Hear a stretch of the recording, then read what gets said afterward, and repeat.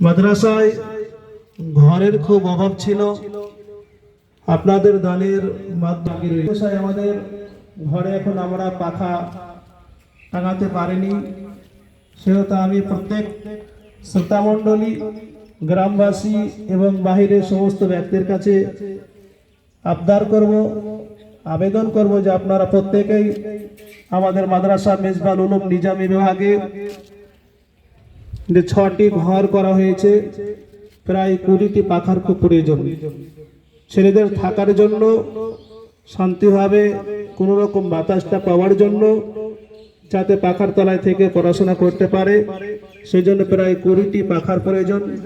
তাই আমি আবেদন করব আপনারা প্রত্যেকেই মাদ্রাসা মেজবান উলুমের শিক্ষক মন্ডলীরা এখানে উপস্থিত আছেন, যার যার পরিচিত আছে প্রত্যেকের সাথে সংযোগ রেখে এবং নিজে এসেও কিংবা মাদ্রাসার যে নম্বর দেওয়া হবে সেই নম্বরের মাধ্যম দিয়ে টাকা পাঠিয়ে হোক, নিজে এসে হোক, 1টি 2টি করে পাখা অবশ্যই মাদ্রাসায় আপনারা দান করবেন।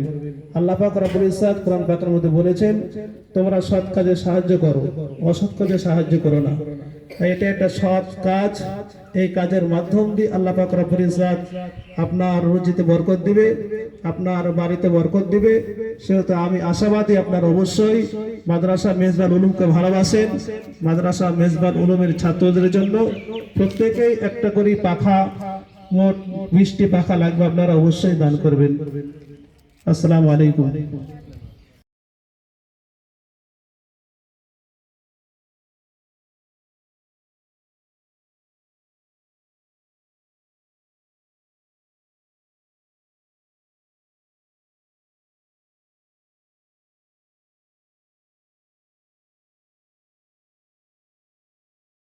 আসসালামু আলাইকুম রহমতুল্লাহি ওয়া বারাকাতুহু। তো আপনারা মাদ্রাসার হেড মাওলানার মুখে সবকিছুই শ্রবণ করলেন।